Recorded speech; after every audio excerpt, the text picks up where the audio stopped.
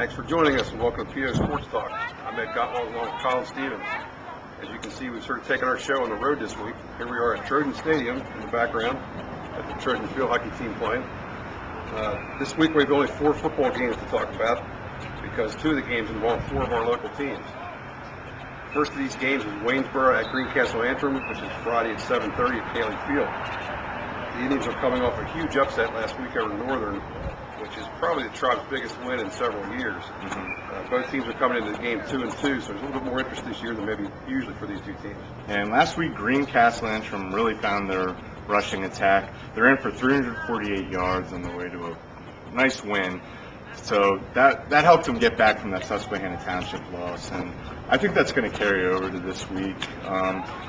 Adgers for Waynesboro had a nice week last week. He finally broke a few touchdown runs, which he'd been held back from. He had nice long runs, but he never could break through for the touchdowns. But I still think Greencastle Antrim is going to come out strong in this game. Okay.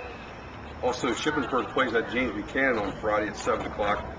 The Hounds are coming off a very emotional win over Big Spring for the Golden Brown Jug last week, which could be an advantage for JB, but then the Rockets had to play a postponed game Monday night against Gettysburg. They scored a lot of points in that one, but still lost by 10, so I'm not sure who's got the advantage there or not. We'll see how the Rockets respond in that short week. Yeah, and like you said, the Rockets have been putting up big points, but it's been too little too late. Shippensburg has too many weapons for this game. I think they have 3 rushers with over 150 yards, and another rusher is just 2 yards short of that mark. And the biggest thing is Shippensburg's defense. I think they're going to shut down Boy Quivers and the Rockets, and I don't foresee this being really a close game.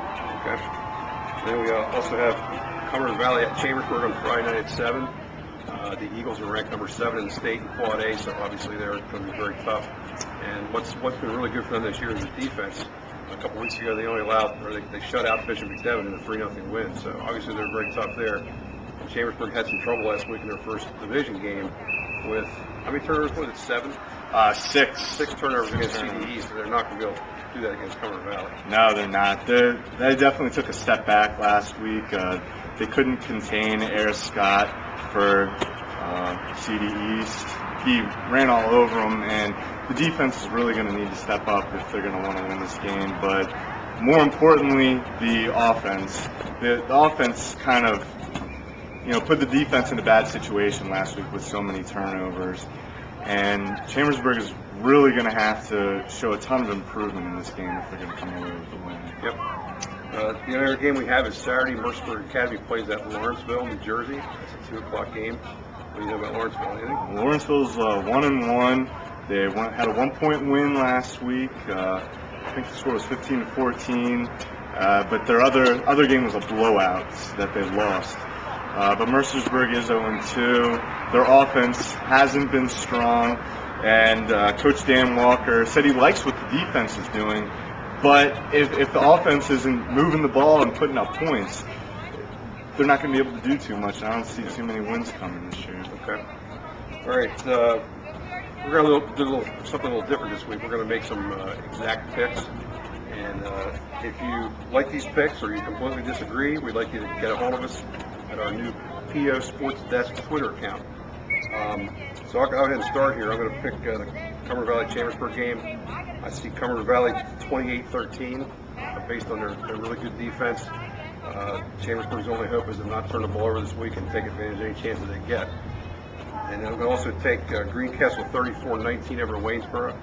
Colin thinks it might be having a few too many points for Waynesboro, but their offense is doing pretty well now. I think they're kind of getting this spread offense a little bit, but I think Greencastle's a little too strong for them. You're up for the next 2. Yeah, so for Ship at JB, I'm taking Ship. I don't think that's any secret. Their defense, like I said, is just too strong, and though JB can move the ball, I don't think they're going to be able to move it against Shippensburg or stop Shippensburg's running attack. You going to pick a score there? Oh, yeah. Well, I'm going to go with 27-17 in that game. I think JB will get some points late in the 4th quarter maybe, but by that time it'll already be over and Ship will have it wrapped up. Okay. Then for Mercersburg and Lawrenceville, I'm taking Lawrenceville. Lawrenceville's from Jersey, and they're playing at home. I think the trip doesn't help Mercersburg at all. and since their offense isn't doing too well, I think Lawrenceville wins this one 27-13. Okay, so those are our picks for the week.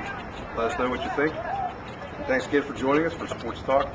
Enjoy the games this week.